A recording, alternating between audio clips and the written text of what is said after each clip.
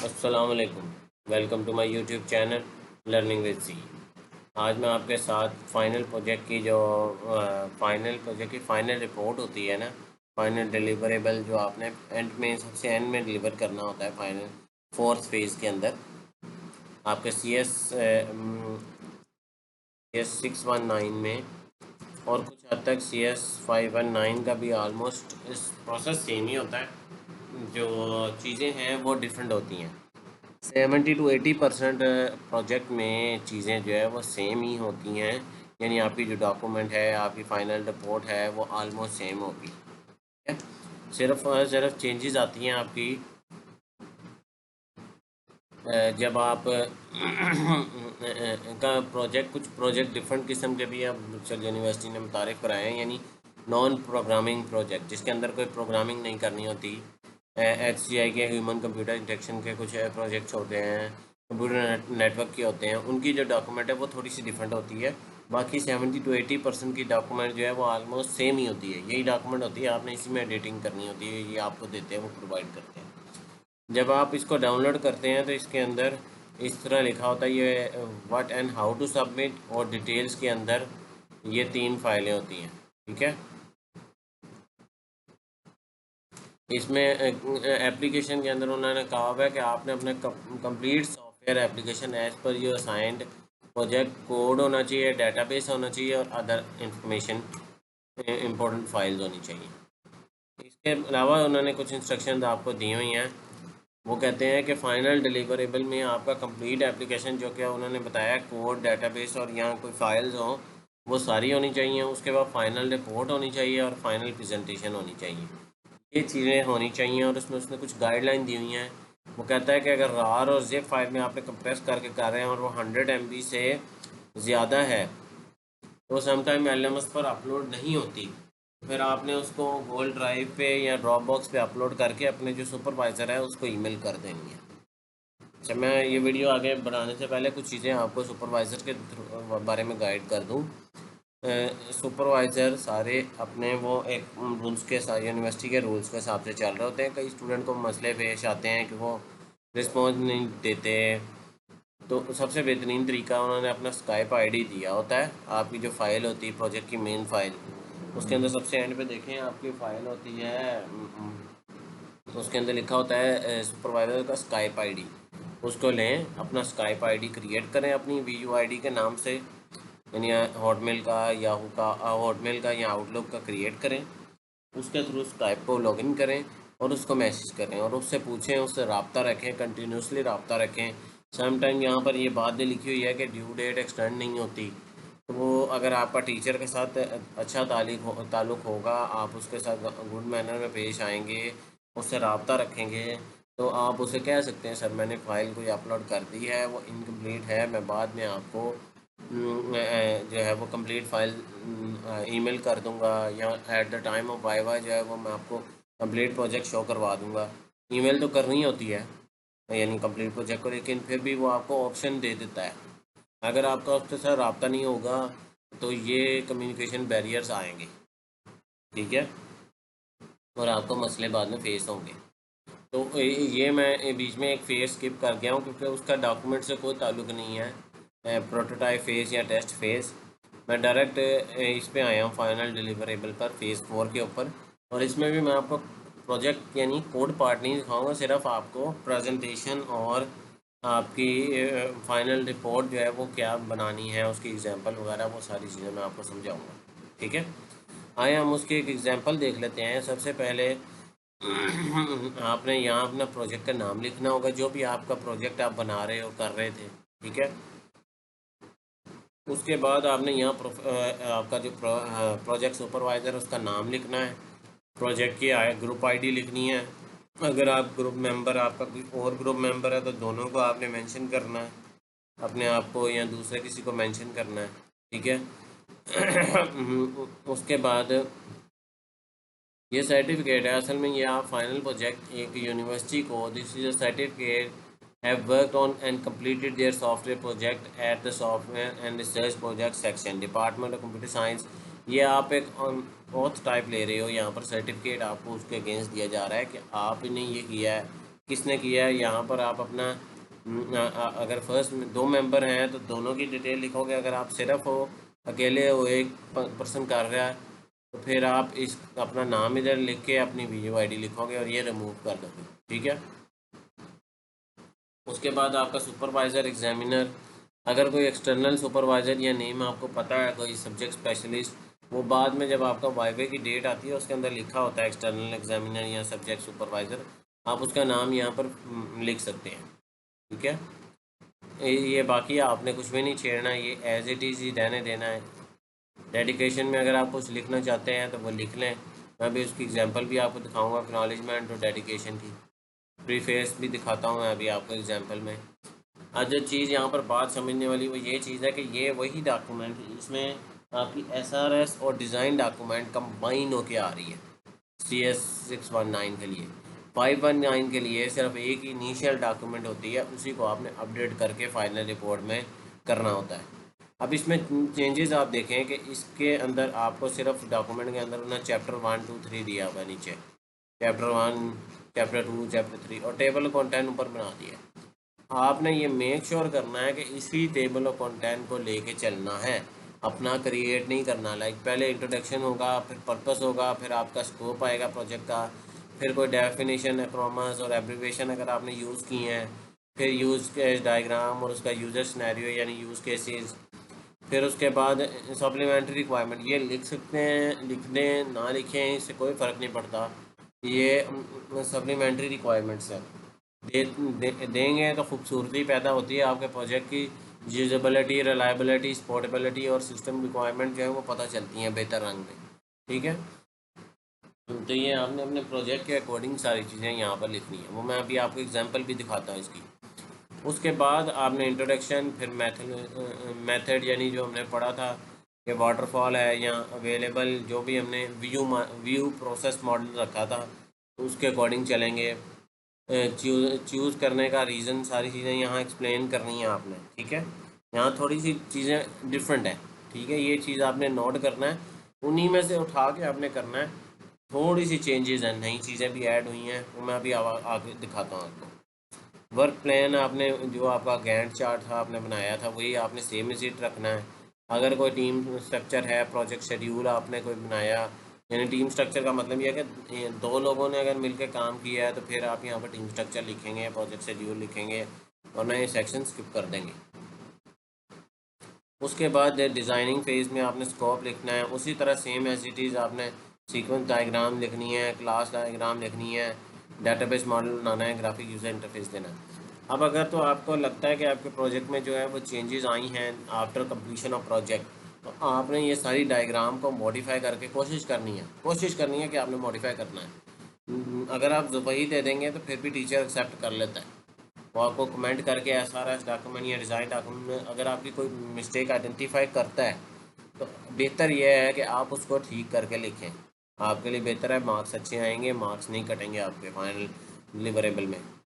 और दूसरी चीज़ आपको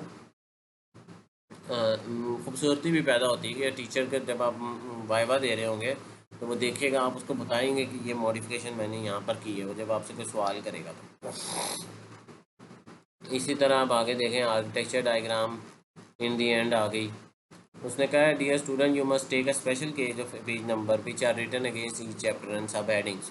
You have to mention your own page number and correct one against each document heading. Make the proper table of content. Remember that if there are any new heading or you have included more heading in document, then you also must write these table of content. वो कह रहा है कि वो कहना ये चाहता है कि जो भी कोई आप मॉडिफिकेशन करेंगे, कोई पेज नंबर देंगे, वो सारा कुछ आपने टेबल ऑफ कंटेंट में मैनेज करना है और आपने उसको अपडेट करना है, और नीचे भी आपने डॉक्यूमेंट के अंदर भी पेज नंबर एग्जैक्ट होना चाहिए। आपने ये ना हो कि आप पेज नंबर 4 पे देखें कि ये जी डिज़ाइन है, आर्किटेक्चर डायग्राम है, वो उस पर ही होनी चाहिए, कहीं आगे पीछे नहीं होनी चाहिए, और हेडिंग्स प्रॉपरली आपने किए हों।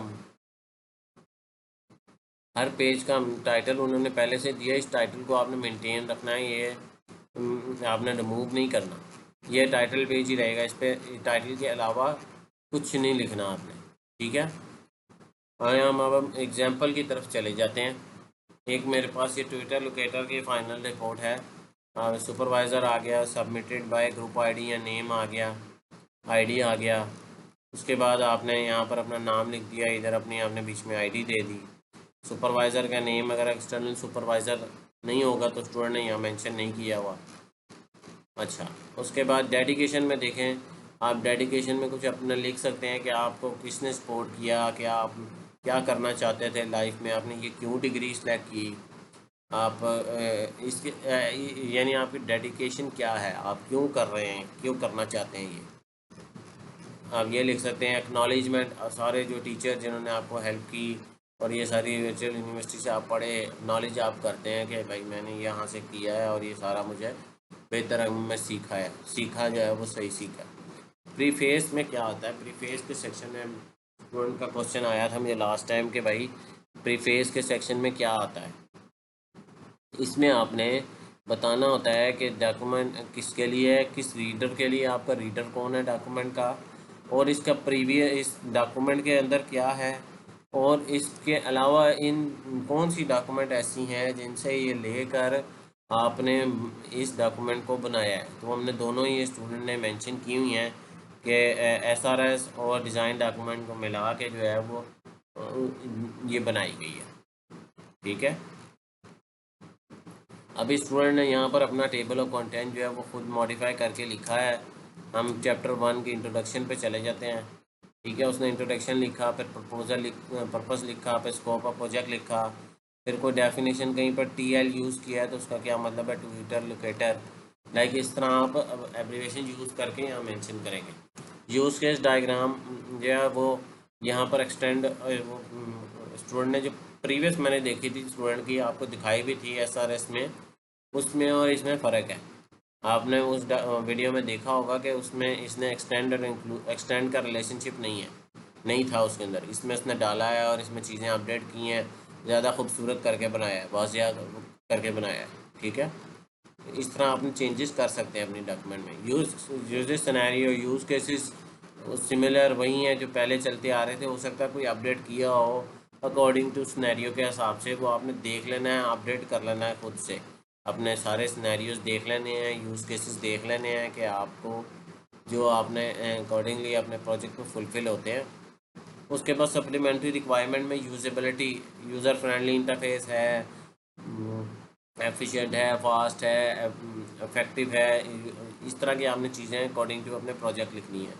रिलायबिलिटी में आपने लिखना है कि 100 system will have an uptime of near to 100% due to the very reliable cloud Firebase server ने यहाँ बात लिखी है। इसका कहने का मतलब ये है कि कोई आप डेटाबेस लिखते हो या डेटाबेस यूज़ करते हो तो आपने उसने यहाँ पर उसकी तारीफ़ की हुई है कि वो बड़ा अच्छा है, वो 100% अप टाइम रहता है आपका, कभी डेटाबेस में एरर नहीं आता। तो इस तरह की चीज़ें कि आपका रिलायबल कितना है, कोई ऐसी चीज़ तो नहीं है कि वो मसला करती हो। आपने यहाँ लिखना बड़ा अच्छा प्रोजेक्ट किया आपने, जो यानी आपका जो भी आपका सिस्टम जो है आपस में जो उसका इंटरनल है ना, आपके डेटाबेस का, आपके सिस्टम का, वो आपस में प्रॉपर जो है वो सिंक हो रहा हो। जैसे उसने ये एग्जांपल के तौर पे उसने लाइन लिखी है कि अप टाइम होगा। अप टाइम का मतलब यही होता है कि वो हर टाइम डेटाबेस जो है वो एक्टिव रहेगा। ये नहीं होगा कि आप लॉगिन करेंगे तो वो कह देगा जी सर्वर डाउन है आपका डेटाबेस, क्योंकि इसने रिमोट सर्वर यूज़ किया है ना आपका, कि अपने प्रोजेक्ट के अकॉर्डिंगली होगा वो। लाइक आप जैम्प यूज़ करें, PHP का प्रोजेक्ट है तो वो भी 100% आप ही होगा, क्योंकि वो आपके अपने कंप्यूटर से सर्वर जो है वो चल रहा होता है। ठीक है, सपोर्ट में उसने कहा है कि 100% ऑफ एंड्रॉयड वेरिएंट को जो एंड्रॉयड ऐप सपोर्ट करती है। इसकी रिक्वायरमेंट क्या है, एंड्रॉयड स्टूडियो, फायरबेस और जावा प्रोग्रामिंग लैंग्वेज यूज़ हुई है। सिस्टम रिक्वायरमेंट्स आगे चैप्टर 2 में आ जाए, उसका इंट्रोडक्शन दिया, मेथड कौन कौन से होते हैं अवेलेबल हमारे पास, कौन कौन से हैं, ये सारे हमने पढ़े हुए हैं, उसने सारे लिखे। यहाँ पर जो हमने चूज़ किया है वाटरफॉल और स्पायरल का कम्बिनेशन को कहता है, हमने चूज़ किया है। उसके बाद उसने वाटरफॉल और स्पायरल मॉडल की डायग्राम बना दी है। इससे बेहतर आप ये है कि आप व्यू प्रोसेस मॉडल आप जब लिख लें और उसका रीज़न जो है वो आप बता दें, और ज़रूरत नहीं है ये दोनों चीज़ें बनाने की, भी आप कर सकते हैं। मैंने ये भी एक तरीका का ठीक है, लेकिन ये दोनों को मिला के जब व्यू प्रोसेस मॉडल बनता है तो आप बेहतर ये है कि उसको करें, उसका रीज़न दें। उसके बाद वही गैंट चार्ट आ गया, ये पहले आपने किया था, ये चेंज नहीं होता, ये उसी तरह रहना है। अगर तो आपके प्रोजेक्ट की कोई सबमिशन डेट आगे हो गई, एक्सटेंड हुई है या कुछ हुआ है, तो उसके मुताबिक आपने उसको चेंज कर लेना, तो अदरवाइज़ तो वो वैसी सेम ही रहती है। अच्छा, अब हमारा चैप्टर नंबर 3 स्टार्ट हो गया डिज़ाइनिंग फेज़ में। ये आप देख रहे हैं architecture diagram same as it is use की है, उसमें कोई मिस्टेक नहीं होगी। सीक्वेंस डायग्राम भी उन्होंने यूज़ की हैं यहाँ पर, सारी सेम एज इट इज़ आप देखते जाएँ। मैं जल्दी जल्दी गुजार रहा हूँ क्योंकि मैंने ये प्रीवियस में सारी चीज़ें बताई हैं। मेरा मकसद यहाँ पर बताने का यही है कि ये डॉक्यूमेंट और उस डॉक्यूमेंट में कुछ ज़्यादा फ़र्क नहीं है, बस आपने थोड़ी सी चीज़ें हैं, कुछ नई चीज़ें ऐड होती हैं, उनका ख्याल रखना है। अगर कोई अपडेट हो जाती है डॉक्यूमेंट, कोई डायग्राम अपडेट हो जाती है, तो उसको अपडेट करके आपने यहाँ पर लिखना है। ठीक है, डेटाबेस डिज़ाइन उसने प्रॉपरली अब शो करवाया है, क्योंकि पहले नहीं पता होगा कि क्या डिज़ाइन डाटाबेस बनना है। जब वो डाटाबेस बना है तो वो प्रॉपरली उसने उसे शो करवाया। ग्राफिक यूज़र इंटरफेस उसने अपडेट करके लगा दिए स्टूडेंट ने कि भाई ये इस तरह के हो जाएंगे। ठीक है, उसके बाद आर्किटेक्चर डायग्राम ठीक होगी, उसने एक ही लो लेवल आर्किटेक्चर डिज़ाइन जो है वो बना के दे दिया। रेफरेंस और अपेंडेंस अगर कोई हो तो आप उसको ऐड कर लें, अदरवाइज़ इसकी ज़रूरत नहीं है। अच्छा, अब हम आगे चलते हैं एक और डॉक्यूमेंट की तरफ। मैं जल्दी से गुजारूंगा आपको।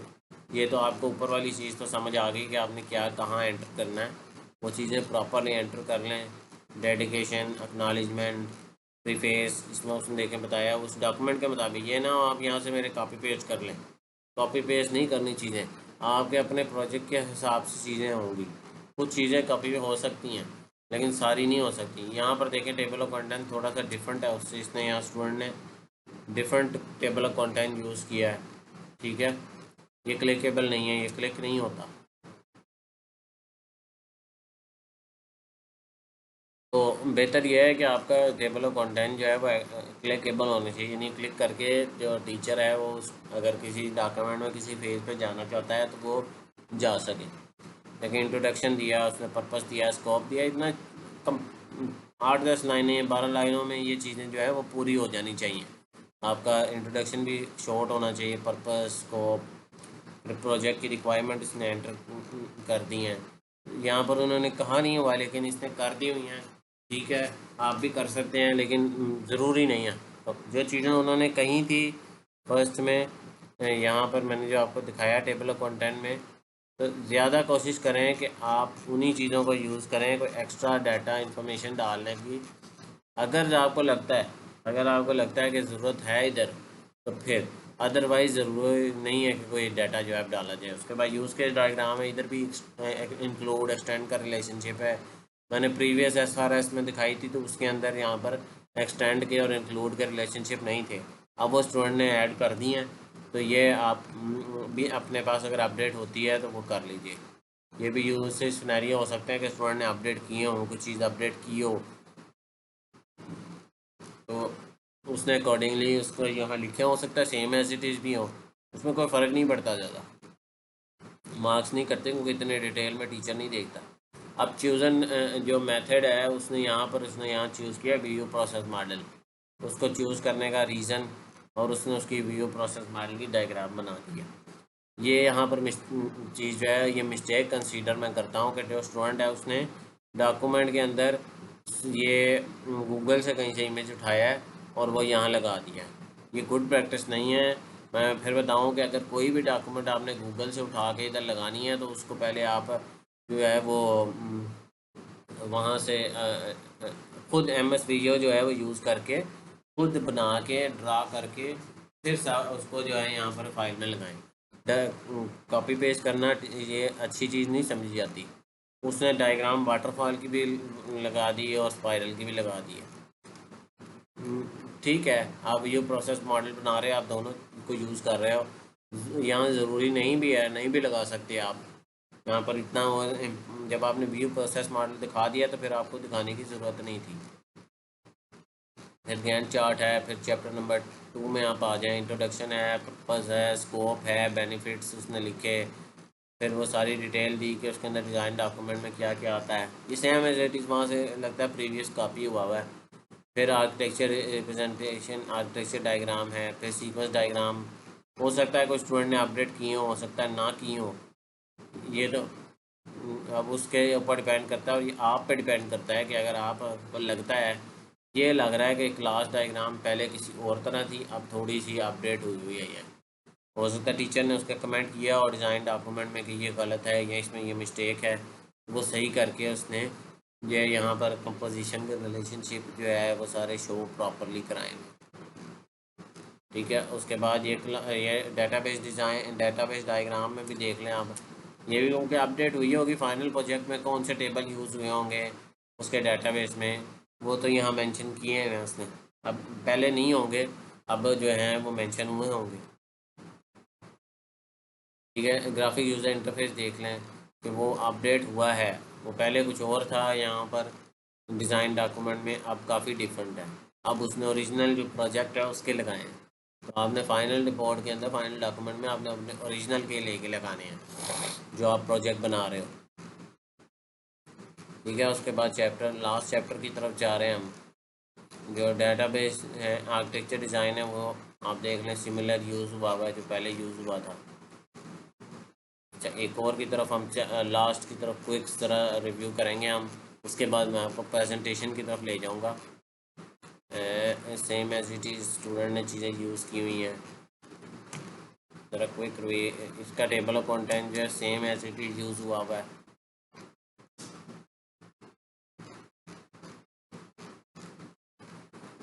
इंट्रोडक्शन, फिर पर्पस, स्कोप ऑफ प्रोजेक्ट, ठीक है, प्रोजेक्ट की requirements, non functional requirement, use case diagram, उसने ज़्यादा बेहतर करके खूबसूरत करके बनाई है as compare to previous. Use cases को भी उसने कितना कॉम्पैक्ट करके और कितने बेहतर अंदाज में लिखा हुआ है यहाँ पर। आपने अपने प्रोजेक्ट के हिसाब से चलना है, फिर मैं बार बार आपको बता रहा हूँ कि अपने प्रोजेक्ट के हिसाब से चलना है, आपने अपने देखना है कि आपको चेंजेस लगती हैं, मॉडिफाई करने की ज़रूरत पड़ती है, तो आप उसको मॉडिफाई करें। यहाँ पर देखें स्टूडेंट ने पहले वाटरफॉल और स्पाइरल ऐड कर दिया और बाद में व्यू प्रोसेस मॉडल कर दिया। यहाँ पर भी सेम मिस्टेक उसने की है कि जो है ये व्यू प्रोसेस मॉडल की डायग्राम ड्रा नहीं की खुद से, ना वाटरफॉल की है, कोशिश करेंगे खुद ड्रा करें आप। ठीक है, उसके बाद फिर डिज़ाइन में देखें introduction, purpose, scope, architecture representation है, फिर सीक्वेंस डायग्राम आ गई हैं, हो सकता है चेंजेस किए हो ना किए हो, बहरहाल वो टीचर इनको इतने डिटेल में पढ़ते नहीं हैं। ये क्लास डायग्राम मच सिमिलर लग रही है, डेटाबेस डिज़ाइन डिफरेंट लग रहा है क्योंकि वो ऑब्वियसली वो चेंज होगा। क्लास डायग्राम में तो आपको सारी क्लासेस होनी चाहिए कि आप सारी क्लासेस ऐड करें, डेटाबेस में तो आपका सारा स्ट्रक्चर ही बाद में चेंज हो जाता है, जो इनिशियली आपने एक सोच के माइंड में सोच के बनाया होता है। ग्राफिक इंटरफेस देखें वो चेंज हो गया, सारा मॉडिफाई हो गया है, नया इंटरफेस आ गया है, जो भी इंटरफेस होगा वो उसने डाल दिया। ठीक है, यहाँ पर हमारी जो है वो मुकम्मल हो गई है। मैं जल्दी से ज़रा जो प्रेजेंटेशन है उसकी तरफ चला जाता हूँ और कुछ बातें आपको बता देता हूँ। ड्यूरिंग वाइवा जो है वो ज़्यादा प्रेजेंटेशन एंड पे ओपन करवाता है टीचर, और फिर उसमें से सवाल करता है कि आपने ये एक डायग्राम जो बनाई है, फाइनल रिपोर्ट नहीं देखी जाती। फाइनल रिपोर्ट तो सिर्फ आपने सबमिट करानी होती है, जो वाइवे के दौरान होती है वो फाइनल प्रेजेंटेशन ही ज़्यादा करता है। यहाँ पर अपना टाइटल आ जाएगा, ग्रुप इंट्रोडक्शन, अपना ग्रुप आईडी, आपका नाम और वीयू आईडी, प्रोजेक्ट का इंट्रोडक्शन आ जाएगा यहाँ पर छोटा सा 2 पेजेस के ऊपर। आपने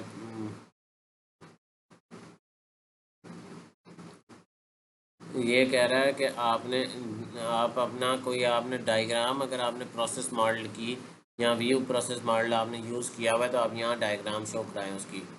उसके बाद यूज़ केस डायग्राम है, फिर बिज़नेस रूल, अगर कोई बिज़नेस के कोई यानी आपके सॉफ्टवेयर के कोई रूल्स हैं तो आपने यहाँ मेंशन करने हैं। आर्किटेक्चर डिज़ाइन पे टीम स्ट्रक्चर अगर है तो प्रोजेक्ट शेड्यूल कोई है, गैंट चार्ट है जैसे आपका, वो यहाँ आप लगाएंगे। फिर सीक्वेंस डायग्राम, यहाँ पर सिर्फ आपने 4-5 सीक्वेंस डायग्राम ही लिखनी होती है, डालनी होती है इसमें प्रेजेंटेशन स्लाइड के अंदर, ज़्यादा नहीं। फिर लॉजिकल मॉडल या क्लास डायग्राम यहाँ ऐड करेंगे। ERD आपकी एंटिटी रिलेशन डायग्राम, ये आपने नोट किया होगा, ये फाइनल डॉक्यूमेंट के अंदर नहीं थी, वो यहाँ ऐड क्यों हो रही है। वो यहाँ ऐड इसलिए हो रही है क्योंकि एंटिटी रिलेशनशिप में ज़्यादा बेहतर होती है, ज़्यादा बेहतर रंग में आपको क्लियरली शो कर रहा होता है आपका प्रोजेक्ट जो है वो। फिर उसके बाद डेटाबेस डायग्राम, फिर यूज़र इंटरफेस, फिर टूल्स यानी जिनके अंदर आपने डेवलप किया है। इनकी एग्जांपल अभी दिखाता हूँ मैं आपको, फिर बेहतर रंग में आपको समझ आएगा। अब एग्जांपल देख लें। सबसे पहले ट्विटर लोकेटर वाले की है। यहाँ पर उसने नाम लिखा होगा, आईडी लिखा होगा स्टूडेंट ने। फिर प्रोजेक्ट का इंट्रोडक्शन 2 3 से 4 मैक्सिमम 4 लाइनें यहाँ पूरी आ सकती हैं, उनके अंदर आपने इंट्रोडक्शन लिखना है छोटा सा। फिर इंट्रोडक्शन उसने कहा था आपके पास 2 पेज में हो सकता है। ये व्यू प्रोसेस मॉडल बनाने से पहले 2 पेजेस के ऊपर आप अपना इंट्रोडक्शन लिख सकते हैं, तो उसने लिखा हुआ है। यहाँ पर वाटरफॉल मॉडल की उसने डायग्राम लगा दी है कि ये यूज़ हुआ है मेनली।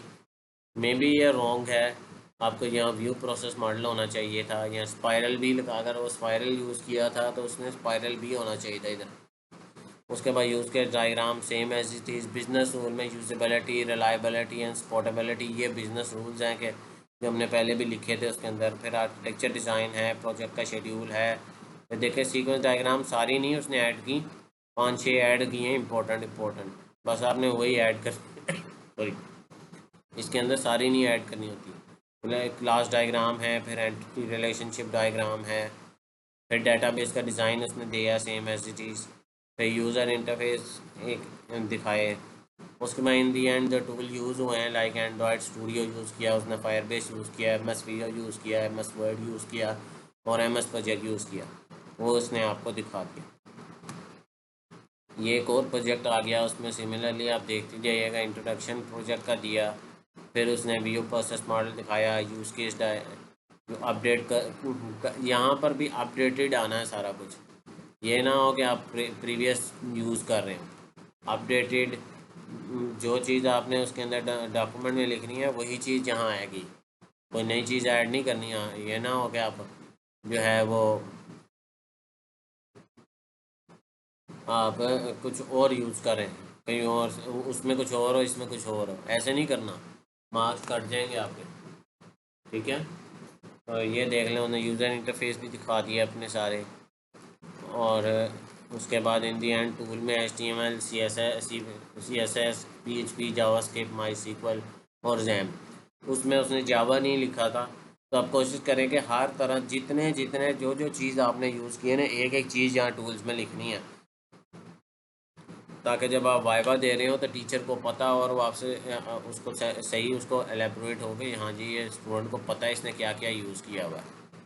ठीक है, नेक्स्ट प्रोजेक्ट में आ जाते हैं। उसमें भी मैं आपको जल्दी जल्दी गुजारता जा रहा हूँ स्क्रीन पे कि ऑलमोस्ट दोनों के प्रोजेक्ट जो हैं वो सिमिलर ही हैं चीज़ें। तो क्या क्या चीज़ें और किस तरह रिक्वायर्ड होती हैं और क्या क्या ऐड की जाती हैं कैसे, तो वो मैं आपको दिखा रहा हूँ सिर्फ। देखिए डेटाबेस डिज़ाइन आ गया, फिर इंटरफेसेस आ गए, फिर इन दी एंड वही चीज़ अगर टूल आ गया। यहाँ पर उसने इसके टूल्स में और उसमें टूल्स में देखें उसने माई सीक्वल लिखा है, यहाँ भी लिखा है। उसने कौन सा मिसिंग है, यहाँ पर उसने कहा है कि मैंने जावास्क्रिप्ट भी यूज़ किया है, उसने दूसरे प्रोजेक्ट में जावास्क्रिप्ट नहीं यूज़ की हुई। बस ये सिंपल सा डिफरेंस है। ठीक है, ये तो हो गया आपका मुकम्मल। मैंने आपको कोशिश की है, उम्मीद है आपको समझ आई होगी सारे फाइनल रिपोर्ट के कैसे करनी है। इसके साथ फाइनल रिपोर्ट होती है, फाइनल प्रेजेंटेशन होती है और आपकी प्रोजेक्ट की सारी complete files. During test phase या प्रोटोटाइप फेज़ के वक्त सिर्फ आपने अपना प्रोजेक्ट सबमिट करना होता है, प्रोजेक्ट की कंप्लीट फाइल सबमिट करनी होती है, ये सबमिट नहीं करनी होती, ये डॉक्यूमेंट्स रिक्वायर्ड नहीं होती हैं उस टाइम पे। तो स्टूडेंट कंफ्यूज होते हैं कि क्या हमने ये सबमिट करना, नहीं, जिस चीज़ का रिक्वायर्ड है जिस फेज़ में वही करना है। और प्रोजेक्ट खुद से बनाएं, कोशिश करें कि प्रोग्रामिंग सीखें और खुद से उसके ऊपर काम करें और बनाएं। जो भी प्रोजेक्ट आप सेलेक्ट करते हैं, जो भी आपका सिलेक्ट होता है, वो आपने खुद मेहनत करके अपनी मेहनत करके बनाना है। ठीक है, कोशिश करें कि आप खुद इंटरनेट से और जगह से रिसर्च करें। मेरी वीडियोस भी सारी इस पर मौजूद हैं चैनल पर। मैंने कोशिश की है कि जितनी मैं आपको ये डॉक्यूमेंट्स के अंदर हेल्प कर सकूं, डॉक्यूमेंटेशन के अंदर, वो मैंने पूरी तरह करने की कोशिश की है। उम्मीद है कि आप समझ आई होगी। अगर नहीं आई, आप फर्दर डिटेल जो है वो इंटरनेट से हासिल कर सकते हैं। इंटरनेट पे हर चीज़ यूट्यूब पे अवेलेबल है। ठीक है। ये CS19 और CS519 दोनों के लिए वीडियो हेल्पफुल है। जिसको, अगर मैं आपको बता दूं, जिसको अगर पेड डॉक्यूमेंट बनाने में फिर भी इशू आ रहा हो, कोई मसला फेस हो रहा हो, तो आप मेरे व्हाट्सएप नंबर पे मुझसे रब्ता करके मेरे से बनवा सकते हैं। ठीक है। मैं हमेशा इस नंबर पे अवेलेबल होता हूँ। जो भी आपको कोई क्वेरी हो इस प्रोजेक्ट के रिगार्डिंग है, किसी और चीज़ के रिगार्डिंग है, तो आप वो मुझसे पूछ सकते हैं। ठीक है। मैं वीडियो का इख्तिताम करूँगा। मेरी वीडियो पसंद आई हो तो मेरे चैनल को सब्सक्राइब करें, वीडियो को लाइक करें, कमेंट करके मुझे बताएं कि अगर कोई मिस्टेक है या कोई प्रॉब्लम है वीडियो में, या कोई आपको कोई और मसला आपको फेस हो रहा है, तो वो आप कमेंट करके मुझे बताइएगा। मिलते हैं अगली वीडियो में। तब तक के लिए अल्लाह हाफिज़, अस्सलाम वालेकुम।